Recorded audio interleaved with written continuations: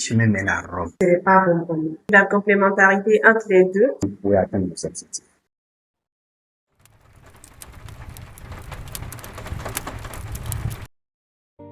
Bonjour à tous et bienvenue dans un nouvel épisode de podcast. Ici HEPDP, aujourd'hui nous allons vous parler de la motivation et de la discipline. À cet effet, je suis accompagnée de Madame Sissi Aminata et de Monsieur Diego. Alors, selon vous, quelle différence faites-vous entre la motivation et la discipline? Alors bonjour chers tous, la discipline peut s'expliquer par quelque chose qu'on a programmé de faire. Alors que la motivation peut s'expliquer par ce qui nous donne envie de faire quelque chose. Ces deux notions sont complémentaires pour réussir les activités dans la vie de tous les jours. D'abord, la discipline. C'est prévoir de faire certaines choses et de les faire d'une certaine façon et tout, et s'obliger à les faire telles qu'on les a prévu de le faire.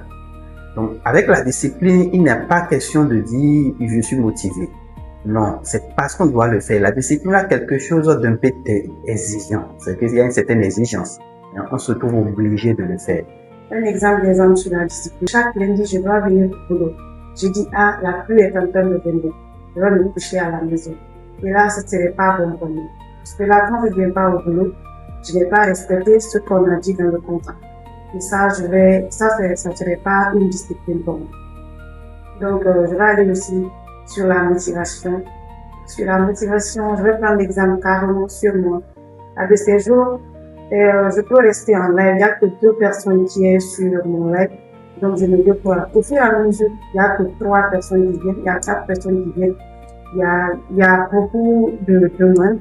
Donc, si j'avais prévu de rester sur le live jusqu'à 21h, ou bien je m'étais fixé l'objectif de vendre jusqu'à 20 pièces, ou bien à 10 pièces. Donc, si je vois qu'il y a plus de demandes, c'est la motivation qui vient à moi. Si je peux rester sur le live à 4 heures, tant qu'il y a la demande, tant qu'il y a la clientèle, tant que la motivation est là, tant que je dois vendre, je me dis oui, je dois rester sur ce live, il y a la motivation des clients tous. Donc, je dirais c'est un peu le ça. Alors, merci beaucoup pour vos différentes interventions. J'ai eu à prendre déjà beaucoup de notes et parlant de ce que M. Diego a dit, je pense qu'il a parlé de la complémentarité entre les deux, c'est-à-dire la motivation et la discipline. Alors, ma question est de savoir, est-ce que c'est vraiment nécessaire d'avoir les deux ensemble pour pouvoir atteindre l'objectif qu'on s'est fixé? Très bonne question. La discipline est la plus indispensable. Tant que vous avez de la discipline, même sans la motivation, vous pouvez atteindre vos objectifs.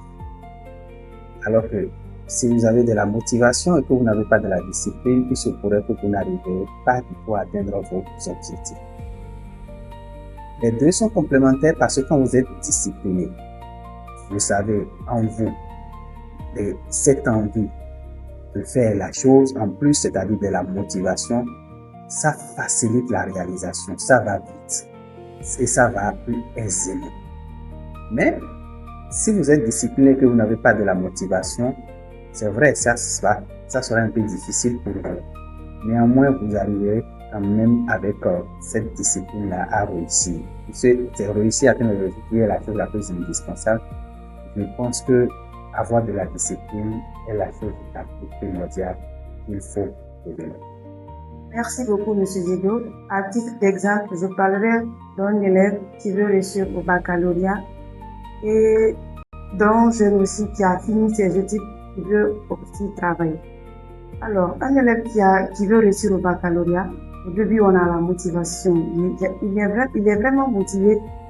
Et la motivation, là, ne peut pas aller sans la discipline. Et quand on entend parler de discipline, il faut quoi? Il faut réviser ses leçons, il faut apprendre ses cours, il faut être à l'école, il faut chercher beaucoup. Donc, s'il a tout ça en lui, il pourra réussir son baccalauréat.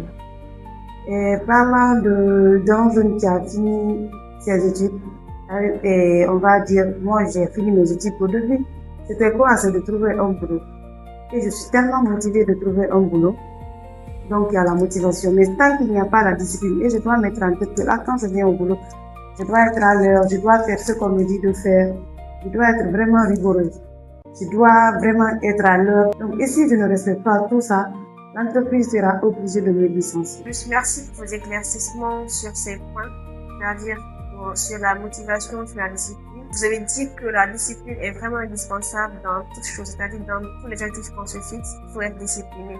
Dans ce sens-là, j'aimerais savoir quelle méthode préconisez-vous pour cultiver sa discipline pour atteindre ses objectifs convenablement? Comment développer la discipline en soi? Je dirais que mille chemins mènent à Rome. Il y a plusieurs méthodes. L'une des meilleures méthodes que l'on connaît au monde, c'est la formation militaire. Vous allez voir, il y a plusieurs pays au monde qui le proposent aux jeunes, c'est-à-dire une formation militaire, afin de pouvoir développer en eux la capacité à être disciplinés.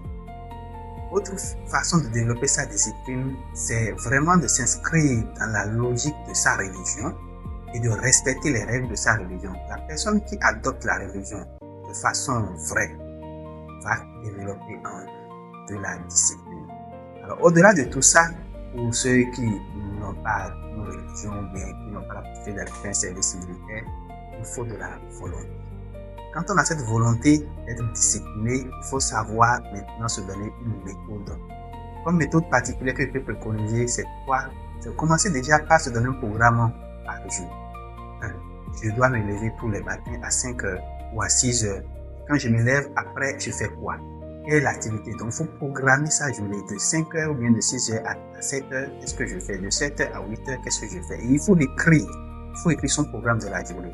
Même tout ce qu'on doit faire doit être programmé à l'avance en te disant, voilà comment moi je vais passer ma journée.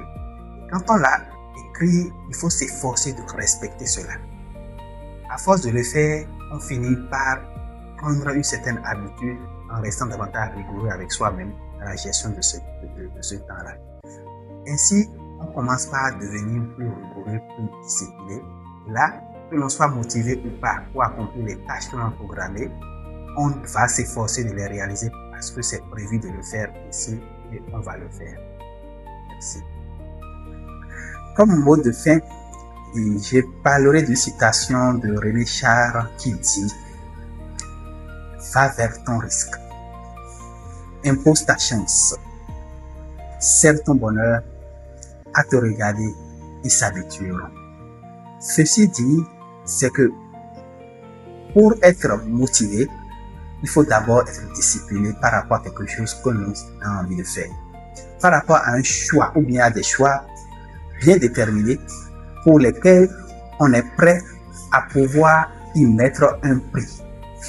C'est-à-dire, on n'a rien sans payer un prix. Il faut payer le prix de quelque chose.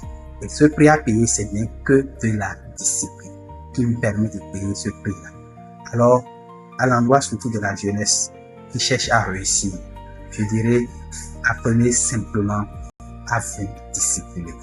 Apprenez à avoir des objectifs clairs, avec des actions précises, et peu importe ce qui arrive, que l'humeur soit bonne ou mauvaise, faites ce que vous avez prévu de faire.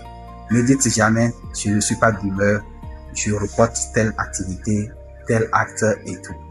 Faites-le même si l'humeur n'est pas au rendez-vous.